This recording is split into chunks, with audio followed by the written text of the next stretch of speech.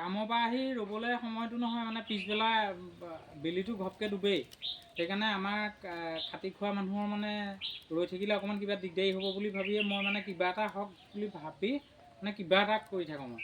এতিয়া ভাত কেইটামান খাই মানে বাৰীলৈ আহিলোঁ। বাৰীত এতিয়া মই কিবা কিবি কৰি আছোঁ। তাৰ লগতে মোৰ এই দাংবডিবিলাক মানে কি হৈছে, শহা তলৰ পৰা খহি গৈছে কিছুমান। মই চাই অলপ বান্ধি থৈ আহিলোঁ। এতিয়া পুনৰ এইকেইজোপা মানে আকৌ বান্ধি দিবলৈ ধৰিছোঁ। এই এনেকুৱা হৈছে কথাটো, এই শহা তলত মানে বস্তুটো ভালকৈ দি এডাল মিহি ৰছীৰে মানে কলগছৰ পৰা এৰুৱাই আনিলেও হ'ব বা ধান খেৰ দি বান্ধিবও পাৰি, এনেকৈ বান্ধিব লাগিব। মোৰ মানে প্ৰায়খিনি বান্ধি হৈ গ'ল। ইয়াত দুই এজোপা এনেকৈ আছিলে, মই ইয়াত বান্ধিলোঁ।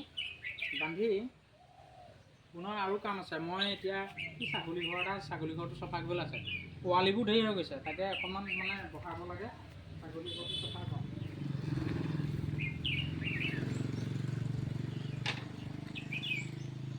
ৰ'বলৈ সময় নাই, মানে ঘৰত কিবা এটা কৰি থাকোঁ। কিবা এটা কৰিলেহে কিবা এটা হ'ব, সেইকাৰণে মানে কিবা এটা কৰি থাকোঁ।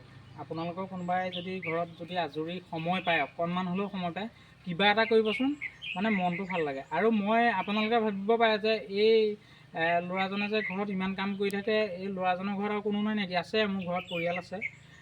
গতিকতে মই যিমান পাৰোঁ মহিলাক সন্মান কৰোঁ। মহিলাসকলক সন্মান কৰোঁ মানে ঘৰৰ মহিলাক মানে মই নিজৰ মানুহগৰাকীক যথেষ্ট মানে মই সহায় কৰি দিওঁ কামত। মানে ঘৰত যিকণ সময় থাকক, এনেই নাথাকিলেতো তেওঁ নিজেই কৰিব। থকাকণ সময় মই তেখেতক মানে মোৰ মানুহগৰাকীক মই অলপ সহায় কৰি দিবলৈ চেষ্টা কৰোঁ। সেইকাৰণে এতিয়া ছাগলী গঁৰালটো মানে মই ৰাতিপুৱা যাওঁতেই কৈছোঁ যে মই ডিউটিৰ পৰা ঘূৰি আহি পিছতহে চফা কৰিম, তুমি নুচুবা। মই যিকোনো কাম মই অলপ সহায় কৰি দিওঁ যে, সেইকাৰণে ছাগলী ঘৰটো মই চফা কৰি দিম। আহক, পোৱালি সৰহ হৈ গ'লে এইটোৱে আমাৰ মেইন ঘৰটো। অকণমান কেমেৰা পাৰ্চনে দেখাই দিব। এই মেইন ঘৰটোতে ছাগলীখিনি আছে, পোৱালিও সোমাই আছে এতিয়া, আৰু অলপ ছাগলী বাহিৰত গৈছে, আহিব। এই পোৱালীয়ে মানে বৰ দিগদাৰী কৰে কাৰণে সোমাই থৈছোঁ। সৰহ হৈ যোৱাত পোৱালীকেইটামান ইয়ালৈ চিফ্ট কৰিম মানে। ৰাতি দিগদাৰী কৰি থাকে, সেইকাৰণে অলপ পোৱালি ইয়াত চিফ্ট কৰিম। এইটো বন্ধ হৈ আছিলে বহুত দিন গঁৰালটো, এইটো চফা কৰি দিম এতিয়া। চফা কৰি লৈ ইয়াত পোৱালিকেইটামান থ'ব লাগিব। আপোনালোকে জনাবচোন বাৰু, মোৰ এনেই কামবোৰ কেনেকুৱা দেখিছে বাৰু? ঘৰত থকাকণ সময় যিখিনি কৰি থাকোঁ বা আপোনালোকক দেখাই থাকোঁ, কেনেকুৱা দেখিছে বা মোৰ লাইফষ্টাইলটো আপোনালোকে অলপ জনাবচোন দেই, নেপাৰ কৰিব।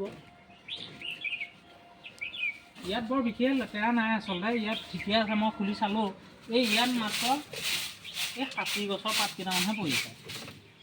সাঁচি গছৰ পাত কেইটামান পৰি আছে, এইবোৰ চব ঠিকে আছে। ইয়াত তক্তা পাৰিব লাগিব। ইয়াত তলত মানে এনেকৈ ছাগলীক সদায় চাঙত বা তক্তাত শুৱাব লাগে, তেতিয়া ভাল, মানে চিকৰা নহয়, চাহী নহয়। সেইকাৰণে ছাগলী সদায় চাংঘৰত। মোৰ কিন্তু ভুলেই হৈ আছিলে।